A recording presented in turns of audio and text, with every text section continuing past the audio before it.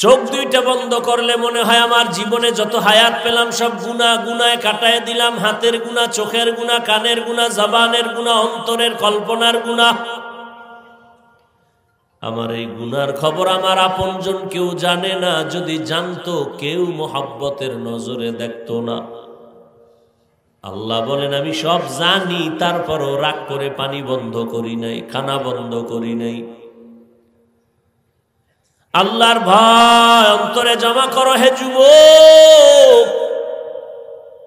তুমি মনে মনে ভাবতেছো এটা কেমনে সম্ভব? এমন কিছু বেয়াদব এই সমাজে আছে, নিজেও নামাজ পড়ে না, অন্য নামাজ পড়ে পছন্দ করে না। নিজেও দাড়ি রাখে না, অন্য দাড়ি রাখে পছন্দ করে না। নিজেও হালাল খায় না, অন্য হালাল খায় পছন্দ করে না। আলেমের বয়ান নিজেও শুনে না, কেউ শুনবে তাও পছন্দ করে না। দাবি করে মুসলমান, কিন্তু কোরআন পছন্দ করে না, আলেম ওলামা পছন্দ করে না। এর মতো কুলাঙ্গার বেয়াদব এই জমিনে কেউ হতে পারে না। আবার এরা মরেও এরকম, চাকার তলে মাথা কখন ঢুকে যায় টেরও হয় না। যত ঝামেলা বাংলাদেশে দেখতেছো সব আলেমদের সাথে বেয়াদবির ফলাফল।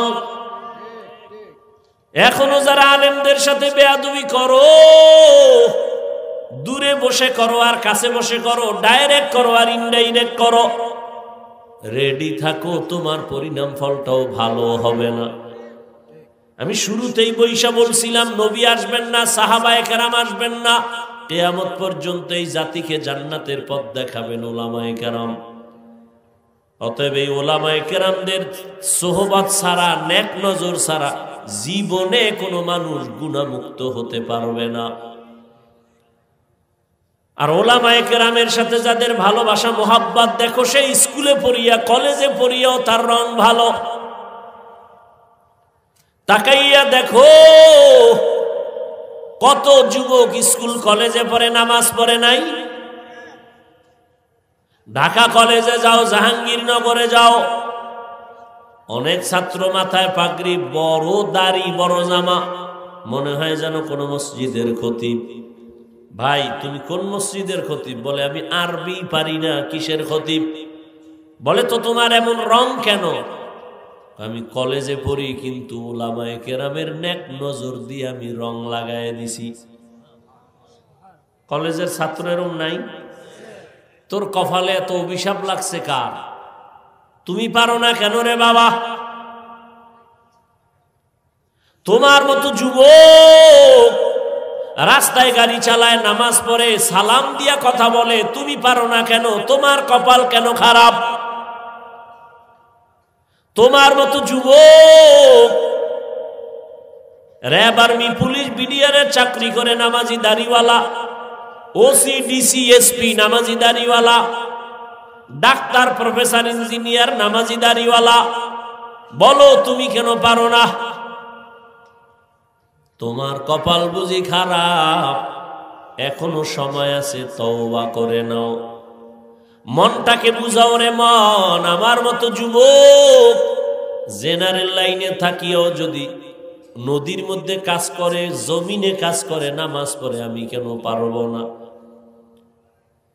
আমি যে এতক্ষণ তোমাকে বুঝাইয়া বয়ান করতেছি, একবারও কিন্তু বলি না এ সবাই হুজুর হওয়া লাগবে। আমি একবারও বলি নাই পাঁচকল্লি পড়ছি তোমরাও পড়তে হবে। আমি কওমি মাদ্রাসায় পড়েছি, তোমাকেও পড়তে হবে। আমি তাবলীগ করি, পীর সাহেবের মুরিদ, তোমাকেও তাই করতে হবে। একবারও বলি নাই। বরং আমি শেষ কথা বলে যাই, যুবক বাবারা, স্কুলে পড়ো আলহামদুলিল্লাহ, কলেজে পড়ো আলহামদুলিল্লাহ, চাকরি করো, ব্যবসা করো আলহামদুলিল্লাহ। জানি না আমার মতো এত আপন করে তোমাকে কেউ বলবে কিনা। বরং আমি যে এত আবেগ দিয়া বলি, অনেকে আমাকে নিষেধ করে, এত আবেগ দিয়া যুবকদের এমন কেন বলেন? স্কুলের পক্ষে বলছি, কলেজের পক্ষে বলছি, বড় মন নিয়া তাকিদ দিয়া বলি, স্কুল ছাড়বি না, কলেজ ছাড়বি না। খুব কঠিন ভাবে বলি। কলেজে লেখাপড়া করে ডাক্তার হও, ইঞ্জিনিয়ার হও, প্রফেসর হও, সাংবাদিক হও, ব্যবসায়ী হও, চাকরিজীবী হও, এই রকম তাকিদ দিয়া কেউ বলে না, ও আল্লাহর বাবা, আল্লাহর বান্দা, নবীরা আশেক, বাবারা শোনো, কিন্তু শেষে আমার একটা ছোট্ট দাবি, তুমি ডাক্তার হও, ইঞ্জিনিয়ার হও, প্রফেসর হও, যাই হও না কেন, অনুরোধ বেয়াদব হইও না। বলবে এটা কেমন কথা? বলে হ্যাঁ, 3 জায়গার বেয়াদবি তো তোর জীবন ধ্বংসের কারণ। এক জায়গার বেয়াদবি মা বাবার সাথে বেয়াদবি, আর এক জায়গার বেয়াদবি শিক্ষকের সাথে বেয়াদবি, আর এক জায়গার বেয়াদবি উলামায়ে কেরামের সাথে বেয়াদবি। বলে করলে কি হবে? লিখে রাখ, মা বাবার বদদুয়া যদি কপালে লাগাও, মরার আগে পঙ্গু হয়ে যেতে হবে।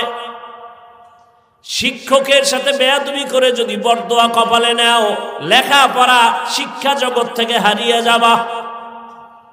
উলামায়ে কেরামের সাথে বেয়াদবি করে যদি বদদুয়া কপালে লেগেই যায়, জীবনের সুন্দর আদর্শ খুঁজে পাইবা না।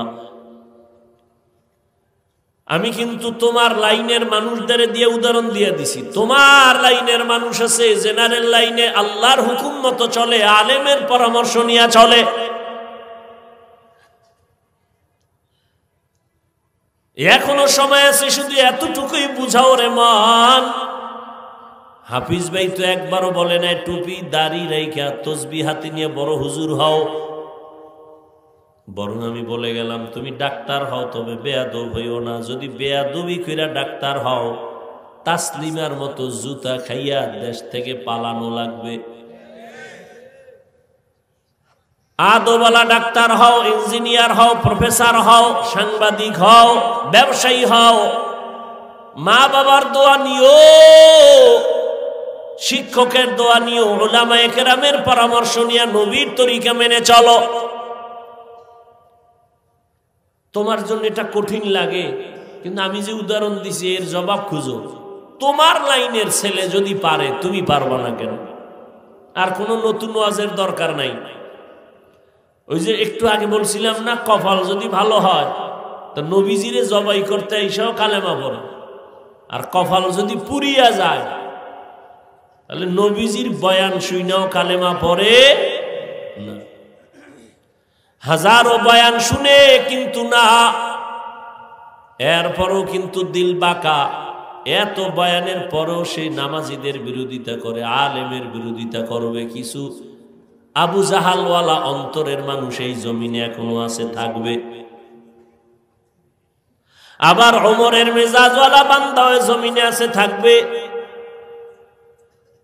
ও পর্দার আড়ালের মা বোনেরা, আপনাদের সন্তানকে যতটা কথাই আমি বুঝাইলাম, আপনাদের চেষ্টা, দোয়া, কান্না না থাকলে এগুলো সম্ভব হবে না।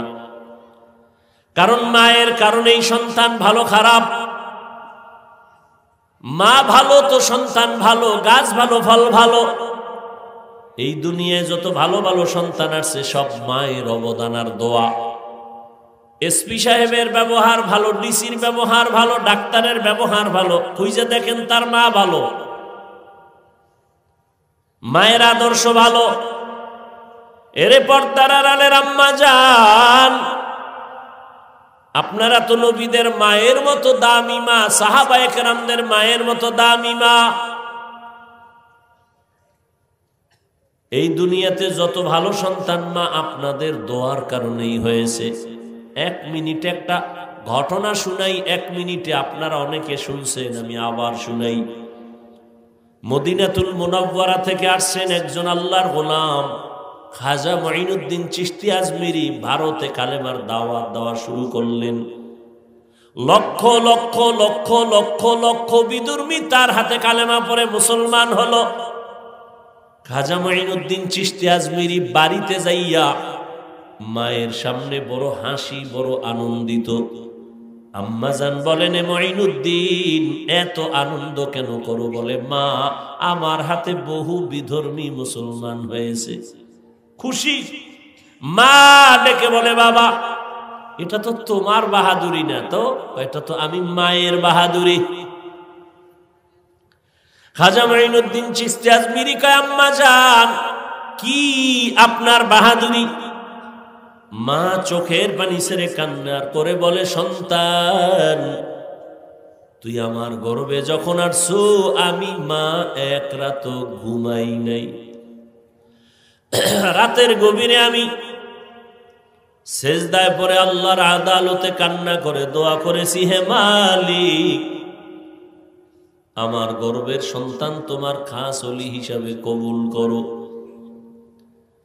দুনিয়াতে যখন তুই আসছো রে সন্তান, আমি মা তোকে যতদিন দুগ্ধ পান করাইছি, আল্লাহর কসম একটা ফোঁটা দুধও আমি মা তোর মুখে বিনা ওযুতে দেই নাই। বিনা ওযুতে আমি তোকে কখনো দুধ পান করাই নাই। আরে আম্মা জান, খাজা মঈনুদ্দিনের মাও তো মা, আপনারাও মা। এখনো সময় আছে, তওবা করেন। আপনাদের মতো কত মহিলা এই এলাকায় এখনো আছে, বেপরদায় চলে না, নামাজ ছাড়ে না, মোবাইলে সময় নষ্ট করে না, স্বামীর মালের খেয়ানত করে না, সন্তানগুলো আদর্শওয়ালা বানানোর মেহনত করে। এরে আম্মা জান, আপনারা কেন পারবেন না? এখনো সময় আছে, তওবা করেন। মনে মনে আল্লাহকে বলেন, হে মালিক আর বেপরদায় চলবো না, আর নামাজ ছাড়বো না, মোবাইলে সময় নষ্ট করব না, স্বামীর মাল খেয়ানত করব না, সন্তানকে আদর্শওয়ালা বানানোর মেহনত করব। ও আমার যুবক বাবারা, বৃদ্ধ বাবাজিরা, এখনো সময় আছে, তওবা করো। জীবনে আর দাড়ি কাটবা না, নামাজ ছাড়বা না, বেপরদায় চলবা না, মা বাবার সাথে বেয়াদবি করবা না, শিক্ষকের দোয়া নিয়ে, ওলামায়ে কেরামের পরামর্শ নিয়ে নবীর তরিকায় চলবা। তওবা করার মতো যদি অন্তর তৈরি হয়, মুনাফিকি না থাকে, খাঁটি তওবার নিয়ত যাদের আছে, দুটো হাত আমার আল্লাহকে দেখাইয়া দাও।